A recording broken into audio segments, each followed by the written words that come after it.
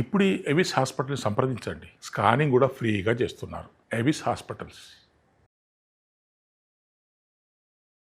నమస్కారం, మీరు చూస్తుంది సుమన్ టీవీ. నేను మీ కీర్తి. జూలై 14వ తారీఖు సంకష్టహర చతుర్థి. మరి మనందరి జీవితాల్లో కొద్దో గొప్ప ఏదో ఒక సంకటం ఉండే ఉంటుంది.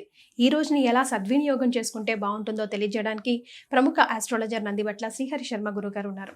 నమస్తే గురుగారు. వాగర్థావివ సంపృక్తౌ మగర్థ ప్రతిపత్తయే జగతః పితరౌ వందే పార్వతీ పరమేశ్వరౌ ఆదిత్యాయ చ సోమాయ మంగళాయ బుధాయ చ గురు శుక్ర శనిభ్యశ్చ రాహవే కేతవే నమః. శృంగేరి జగద్గురు పీఠాధిపతులకి, కంచి పీఠాధిపతులకి నమస్కారములు తెలియజేసుకుంటూ కార్యక్రమాన్ని ప్రారంభిద్దాం. గురుగారు, నిజంగా ఒక్కొక్కసారి పిలిస్తే పలికే దేవుళ్ళు ఆ గణపయ్య కూడా అనిపిస్తూ ఉంటారు. సో ముఖ్యంగా ఇట్లా సంకష్టహర అని ఎవరికి లేదు, ఆయనకే ఉంది పేరు. ఎలాంటి సంకష్టాల నుంచి అయినా బయటికి తీసుకురాగలడు చాలా సునాయాసంగా. మరి ఈ రోజుని మేము ఎలా సద్వినియోగం చేసుకోవాలంటారు? సంకష్టహర చతుర్థి అంటే గణపతికి సంబంధించినటువంటిది. మనకు కలియుగ ప్రమాణాన్ని అనుసరించి కలో చండీ వినాయకో కాలభైరవ. ఎందుకు చెప్పాల్సి వచ్చిందనంటే, ఒక్కొక్క యుగానికి దేవతలు, కొన్ని దేవతలు ఉంటారు, కొందరు వాళ్ళు అతి శీఘ్రంగా ఫలితాలు ఇస్తారు. అంటే సంకల్పము మాత్రము చేతనే ఆ దేవతల్ని ఉపాసించినటువంటి కారణం చేత సంకల్ప మాత్రము చేతనే ఫలితాన్ని త్వరగా ఇచ్చేసేస్తారు, అతి శీఘ్రంగా. క్షిప్రము అని అంటారు. అలాగే అతి శీఘ్రంగా ఫలితాలు ఇచ్చేటువంటి వాడు గణపతి. అందుకే ఆయనకి క్షిప్ర గణపతి అని అంటారు. క్షిప్ర అంటే తొందరగా, స్పీడ్. ఇక్కడ మనము చెప్పుకోదగినటువంటిది, ఈ కలియుగంలో చండి, గణపతి, కాలభైరవుడు, ఈ ముగ్గురు అతి శీఘ్రంగా ఫలితాలు ఇస్తారు. కాబట్టి ప్రతి సంకష్టహర చతుర్థి అంటే ప్రదోషకాల సమయానికి చవితి తిథి అందున బహుళ పక్షంలో ఉండాలి. పౌర్ణమి వెళ్ళిన చవితి తిథే బహుళ పక్షం. మరి ఈ రోజు ఏ టైంలో ఉంది? కానీ మీరు గమనించుకుంటే వినాయక చవితి మాత్రం అమావాస్య వెళ్ళిన చవితికి చేస్తే అది వరద చతుర్థి అని అంటారు. ఈ మిగతా చతుర్థులు అమావాస్య కంటే పౌర్ణమి వెళ్ళినటువంటి చవితి తిథి రోజున చేస్తారు. అది ప్రదోషకాల, సాయంకాల ప్రదోషకాల సమయంలో చవితి ఉండాలి. అది నియమం.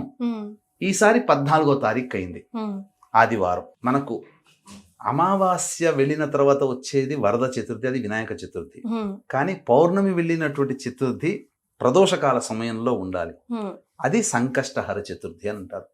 ఈ సంకష్టహర చతుర్థి విధిగా ఆచరించినటువంటి వాళ్ళకి నా అనుభవంలోనమ్మ చాలా మంది ఫలితాలు పొందిన వాళ్ళు ఉన్నారు. ఇప్పటికీ కూడా అది మేము చేస్తున్నామని చెప్పుకోరు, కానీ సంతోషి మాతా వ్రతము, వైభవ లక్ష్మీ వ్రతము, అలాగే ఎలా అయితే దత్తాత్రేయ ఆరాధన, గురు వ్రతం ఎలా అయితే చేస్తారో ఇది కూడా చేస్తున్నారు. అవును గురుగారు, ఉప్పు లేకుండా తినాలంట కదా ఈ రోజు. అవును, సంకష్టహర చతుర్థి రోజు వ్రతం ఆచరించిన వాళ్ళు ఉప్పు లేకుండా తినాలి. సాయంకాలం వరకు ఏం తినకుండా ఉపవాస నియమాన్ని పాటించాలి. అసలు శివరాత్రి రోజున ఉపవాస నియమం ఎలా అయితే పాటించమని శాస్త్రం చెబుతుందో, ప్రతి ఏకాదశి రోజున ఉపవాసం ఉండాలని ఎలా చెబుతుందో, అట్లాగే సంకష్టహర చతుర్థి రోజున ఖచ్చితంగా ఉపవాసం ఉండాలి ఆచరించేవాళ్ళు. ఆచరించి పుణ్య ఫలితాన్ని అనుభవించే వాళ్ళు కూడా నిజంగా నేను కూడా మా ఇంట్లో చేస్తారు గురుగారు. చాలా అసలు ఆ వారాలు 8 వారాలు, 5 వారాలు, 16 వారాలు అనుకుంటారు కదా, ఎంత కఠినమైన కోరికైనా నిజంగానే తీరుతుంది. ఒక్కసారైనా చేస్తానని,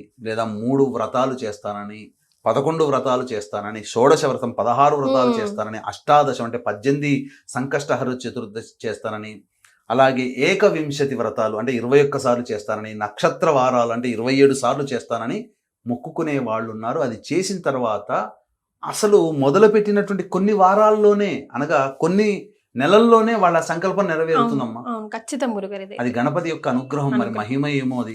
అందుకనే దానికి ఖచ్చితంగా కొన్ని నియమాలు పాటించాలి, స్ట్రిక్ట్ గా చేయాలి. కాకపోతే చక్కగా పొద్దున్నే లేచి కాలకృత్యాదులు తీర్చుకొని చక్కగా జిల్లేడు గణపతి కానీ, ఇత్తడి గణపతి కానీ, లేకపోతే స్ఫటిక గణపతి కానీ, లేదా పాదరసం రస గణపతికి కానీ, లేదా ఇవేవీ లేవండి, మామూలు ఒక చిత్రపటానికైనా గణపతిని పెట్టుకొని, అంటే ఆ చెక్కపీట బల్లపీట మీద తెలుపు వస్త్రం కానీ, ఎర్రటి వస్త్రం కానీ, లేకపోతే ఆకుపచ్చ రంగు వస్త్రం కానీ, లేదా విస్తరాకు, తమలపాకు ఏదైనా పెట్టుకోవచ్చు. ప్లాస్టిక్ లేకుండా పెట్టేసి ఆ గణపతి ప్రతిమ పెట్టి, ఆ గణపతి ప్రతిమ ముందర ఒక పళ్ళెములో ఒక 3 పిడికిళ్ళైనా ఎంత వాళ్ళ శక్తి కొలది ఆ బియ్యాన్ని పెట్టి ఆ బియ్యంలో చక్కగా గణపతిని లేదా గణపతిని చిత్రపటం కానీ పెట్టుకొని చక్కగా ఆ ముడుపు కట్టాలి, మూట కట్టాలి. ఆ బియ్యాన్ని ఏదైనా ఒక వస్త్రంలో, శుభ్రమైనటువంటి వస్త్రంలో కలిపి చక్కగా గణపతి పూజ చేసుకొని షోడశోపచార విధానంగా వినాయక వ్రత కల్పం గణపతి మూటలో బియ్యం కలపాలి, బియ్యం పెట్టాలి. 3 పిడికిలు. చిత్రపటం బియ్యం పైన పెట్టాలంటున్నారు కదా? లేదమ్మా, చిత్రపటం పెట్టి చిత్రపటం ముందర బియ్యం కట్టుకొని ఒక వస్త్రం పెట్టుకొని మూట కట్టుకొని పెట్టుకోవాలి. చిల్లర పైసలు లేకపోతే డబ్బులు ఏమైనా పెట్టాలి? ఏం అవసరం లేదమ్మా, చక్కగా పెట్టి మంటపం వేసుకుంటే మంటపం వేసుకోవచ్చు. మళ్ళీ అంటే బియ్యం మీద కానీ గోధుమల మీద కానీ మంటపం పెట్టుకొని చక్కగా ఈ యొక్క సంబంధించినటువంటి షోడశోపచార విధానంగా వినాయక వ్రతకల్పం ఎలా అయితే చేస్తారో ఆ వ్రతకల్పం ముందర పెట్టుకొని గణపతి ఆరాధన పూజ చేసుకోవాలి. చేసుకున్న తర్వాత ఆ రోజంతా ఉపవాస నియమాన్ని పాటించాలి. పాటించి సాయంకాలం ప్రదోషకాల సమయానికి గణపతి దేవాలయానికి చేరుకొని లేదా ఉదయం పూటనైనా కానీ గణపతి దేవాలయానికి చేరుకొని గణపతికి గరికతో అష్టోత్తర పూజ చేసి అభిషేకం అర్చన దేవాలయంలో చేయొచ్చు, ఇంట్లోనైనా చేసుకోవచ్చు.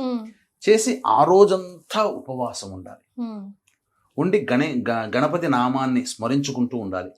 సాయంకాల ప్రదోషకాల సమయంలో చక్కగా విధి విధానంగా ఈ స్వామిని మళ్ళీ అర్చించాలి.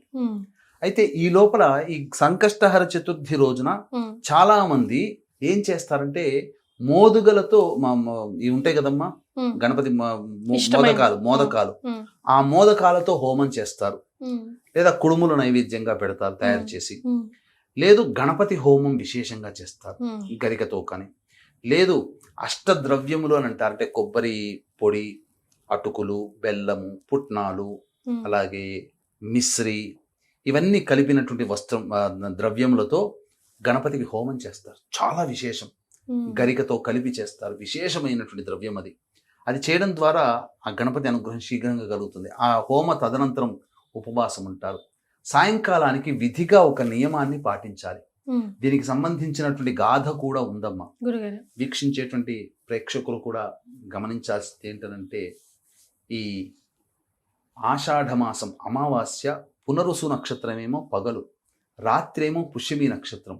పగలు ఒక విధానమైనటువంటి యోగము, రాత్రి అద్భుతం. మళ్ళీ ఈ సంవత్సరం పుష్యమి నక్షత్రంతో కూడుకున్న అమావాస్య లేదండి. కావున అది శివాజ్ఞ మేర విశ్వేశ్వరుడు పిలిపించుకున్న కాశీ క్షేత్రంలో ఉంటున్నాం ఒక వారం 10 రోజుల పాటు. అప్పుడు ఆ సమయం అమావాస్య వచ్చింది కాబట్టి మీ కుటుంబ సభ్యుల యొక్క అనగా మామూలు సందర్భాలలో ఎక్కడ ఒక్క కాశీక్షేత్రం తప్ప ఎక్కడ పిండ ప్రదాన కార్యక్రమం చేసినా వసురుద్ర ఆదిత్య రూపంలో పితృదేవతలకు వెళుతుంది. కానీ కాశీక్షేత్రంలో పిండ ప్రదానం జరుగుతుందంటే సాక్షాత్తు యముడే పంపిస్తాడు పితృదేవతని, వెళ్ళి మీ వాళ్ళ కార్యక్రమాన్ని జరిపిస్తున్నారు, ఆ పుణ్యఫలం తెచ్చుకో అని చెప్పి. కాబట్టి చక్కగా బ్రాహ్మణులను కర్తగా పెట్టి మంత్ర సహితముగా మీ పితృదేవతల ఆత్మతృప్తి కోసం, పుణ్యలోకాలు గతించడం కోసం పిండ ప్రదాన కార్యక్రమాలు ఇరువైపులా 3 తరాల్లో ఉన్నటువంటి వారి ఆత్మతృప్తి కోసం పిండ ప్రదాన కార్యక్రమాలు, తర్పణాది కార్యక్రమాలు చేయించడం జరుగుతుంది. అలాగే రాత్రిపూట అమావాస్య పుష్యమి నక్షత్రం కాబట్టి ఉగ్రదేవతలకి సంబంధించినటువంటి అంటే జాతకరీత్యా అన్ని రకాల దోషాలు తొలగిపోవాలి, సర్వదోష నివారణ అనేటువంటిది చేయించడం జరుగుతుంది. అందులో వారాహి, ప్రత్యంగిర, బగళాముఖి, రాజశ్యామల, సుదర్శనం హోమాదులు సశాస్త్రీయంగా జరిపించడం జరుగుతుంది. అవకాశం ఉన్నవాళ్ళు కార్యక్రమ తదనంతరం కాంటాక్ట్ చేసి 2 కార్యక్రమాల్లో గోత్రనామాదులు నమోదు చేసుకోవచ్చు. ఇక సంబంధించినటువంటిది ఏంటంటే క్లుప్తంగా తెలియజేస్తాను. ఇంద్రుడికి సంబంధించి ఇంద్రుడు ఒక విశేషమైనటువంటి గణపతి భక్తుడిని సందర్శించుకుని తిరుగు ప్రయాణం అవుతుంటే విశ్వరూపుడు అనేటువంటి రాజు పరిపాలించే నగరం గుండా వెళుతున్నప్పుడు విమానం మధ్యలోనే ఆగిపోతుంది. అంటే ఈ యొక్క రాజ్యంలో పాపకర్మలు చేసిన ప్రజలు ఉన్నారు కాబట్టి వాళ్ళ నెగిటివ్ ఎనర్జీ వెళ్ళి ఆ విమానం అనేటువంటిది ఆగిపోయింది. విమానం మళ్ళీ ముందుకు కదలాలి అని అంటే ఎవరైనా సంకష్టహర చతుర్థి అంటే గణపతి ఉపాసన చేసినటువంటి వ్యక్తి ఒకరోజు చతుర్థి వ్రతాన్ని ఆచరించిన పుణ్య ఫలితాన్ని ధారాదత్తం చేస్తే విమానం కదులుతుందని అశరీరవాణి పలుకుతుంది. ఆ సందర్భంగా చాటింపు వేయిస్తే ఎవ్వరూ కూడా వ్రతాన్ని ఆచరించినటువంటి వాళ్ళు కనబడలేదు. అయితే వింతగా ఒక స్త్రీ శరీరం తీసుకుని కొంతమంది యమభటులు, ఆ స్త్రీ శరీరం దగ్గర యమభటులు, గణపతి శిష్యులు, గణపతి పరివారం వాదులు ఆడుకుంటున్నారు. ఇది మా లోకానికి వెళ్ళాలి, లేదు ఈ అమ్మాయి ప్రతిగుణంగా ఒక్క పుణ్యం చేయలేదు, నరకానికి పోవాల్సిందే, లేదు తెలిసో తెలియకో చతుర్థి రోజున ఉపవాసం ఉండి ఆచరించి గణపతికి నమస్కారం చేసుకుంది కాబట్టి గణపతి లోకానికి పోవాలి అని. ఈ యొక్క మాట విని ఆ విశ్వరూపుడు చేద్దామనంటే ఆ స్త్రీమూర్తి చనిపోయింది కదా, అందుకని ఏం చేయలేకపోతాడు. ఇంద్రుడు కూడా నిశ్చేష్టుడైపోతాడు, నేను ఎలా వెళ్ళాలి మళ్ళీ తిరిగి ప్రయాణం అని. కానీ వాదులాటలో గణపతి సైనికులే గెలుస్తారు కాబట్టి గణపతి లోకానికి తీసుకుని వెళ్తుంటే ఆ యొక్క విమానం గుండా ఆ యొక్క స్త్రీ శరీరం శవం వెళుతుంది. గాలి తాకినటువంటి ఆ స్త్రీ శరీరానికి కనుక తెలుసో తెలియకో ఈ గణపతి వ్రతాన్ని ఆచరించి గణపతికి పూజ చేసినటువంటి పుణ్య ఫలితం పొందిన ఆ స్త్రీమూర్తి తీసుకుని వెళుతున్నటువంటి భటులు, గణపతికి సంబంధించినటువంటి సైనికులు ఎవరైతే ఉన్నారో పోతూ ఉంటే ఆ స్త్రీమూర్తిని తాకినటువంటి గాలి వెళ్ళి ఆ విమానానికి తగలడం వల్ల ఆ విమానంలో చైతన్యం వచ్చి విమానం కదులుతుంది. అంటే వ్రతాన్ని ఆచరించిన వ్యక్తికి స్వర్గం ఎలా అయితే కలిగిందో ఆ వ్రతాన్ని ఆచరించిన వ్యక్తికి తాకిన గాలి కూడా గొప్ప శక్తివంతంగా పనిచేసింది. అంటే దీని అర్థం ఇటువంటి వ్రతాన్ని ఆచరించడం వల్ల ఎంతటి పుణ్య ఫలితాన్ని, ఎంత గొప్ప యోగాల్ని పొందుతారో మనకు దీని ద్వారా తెలుస్తుంది. కాబట్టి చక్కగా ఈ వ్రతాన్ని ఆచరించి సాయంకాలం ప్రదోషకాల సమయంలో చక్కగా మళ్ళీ చంద్రుణ్ణి దర్శనం చేసుకుని ఇంటికి వచ్చి ఆ 3 పిడికెళ్ళు బియ్యం వేసినటువంటి ఉంది కదమ్మా, దాన్ని పాయసాన్నం, బెల్లముతో కూడుకున్నటువంటి పాయసాన్నాన్ని నైవేద్యంగా చేయాలి.